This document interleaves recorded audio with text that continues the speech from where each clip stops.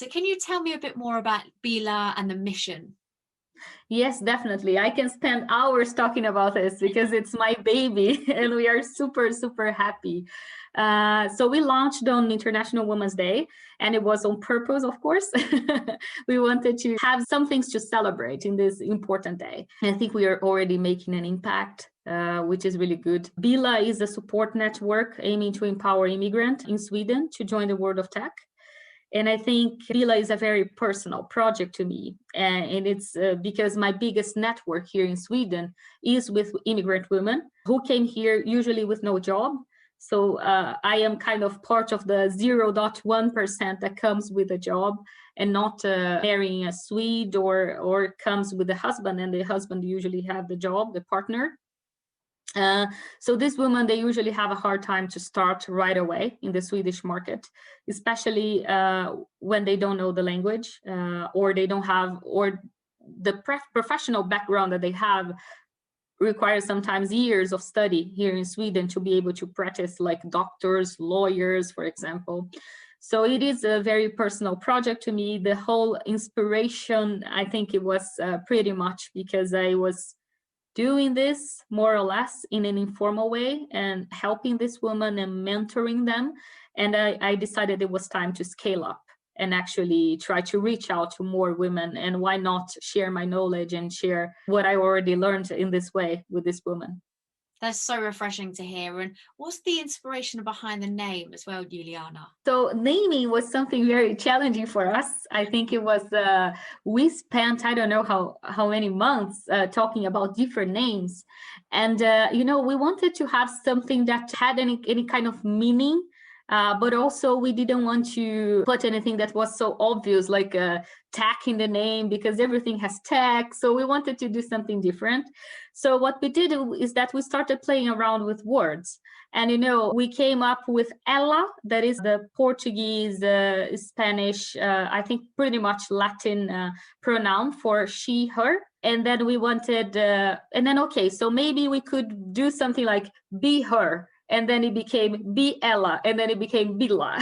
And then since there is B in the name, we thought, okay, maybe we should have bees because, it's such a representativeness of feminism and the queen bee concept. So all the branding was thought about this. So yeah, it's pretty much playing around with words. How did the process look from conception to now launch? In terms of conception, I had all these ideas on my mind. I started a knowledge base whenever this woman came to me, even before thinking about Beela, I thought about, okay, let's start a knowledge base. Everything I know about boot camps and code academies, everything that's happening, relevant events, I'm going to put in a Google Docs. And then I'm going to start sharing. Whenever people come to me and ask, hey, how can I join tech?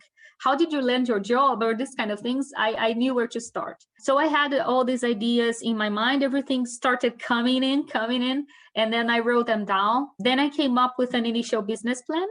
And this initial business plan was very much a canvas that I used in the internet. Like I took some sort of non-profitable canvas and I was, okay, let's start putting these ideas here and let's see where it goes. So I showed this to one of my best friends here in Sweden, Denise. She is my co-founder, and she absolutely loved the idea. And one of the reasons she loved the idea is because she is one of these women that came with her husband and she joined tech. And she was like, if I had this before, that would be super helpful for me. So I think she embraced the idea.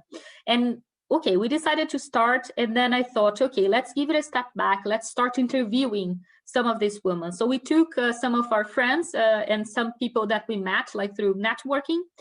And then we did we kicked off some initial user research. And we wanted to understand what were their needs, what they were lacking, very much product oriented because this is what I do. So we did some user research, we took the results and we started writing down our mission statement. And that's very important for us because aligning on the vision and the mission when it comes to a non-profit is very, very important. It's very important that the person that it is or the people that it is with you align on this. So we did our strategy and an initial roadmap. And then another friend of mine from Brazil, she offered her design services, and she said, okay, I could help with this and that.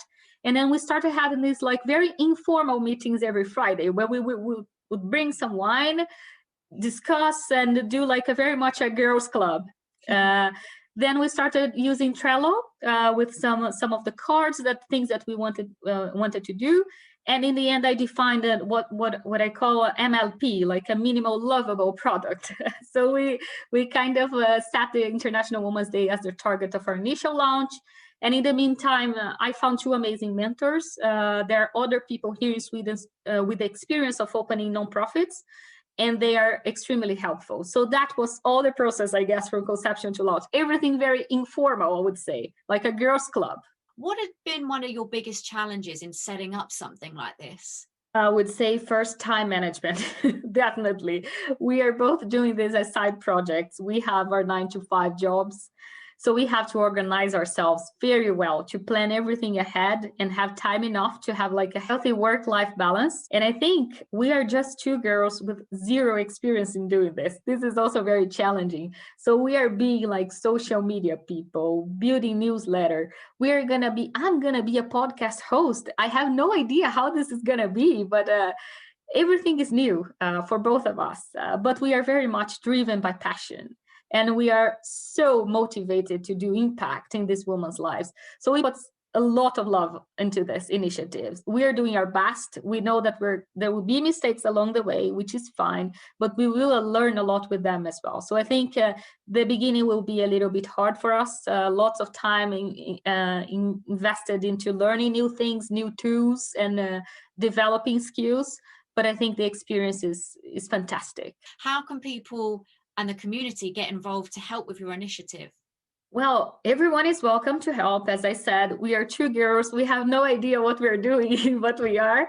But I think if you know of anything that's happening, like in terms of code academies, boot camps, events that would be interesting for this group specifically, and our target group, it is people who identify as women and immigrated to Sweden, and doesn't have any tech background. So these boot camps and everything needs to be like very much for beginners and for people who have like no clue what tech is about.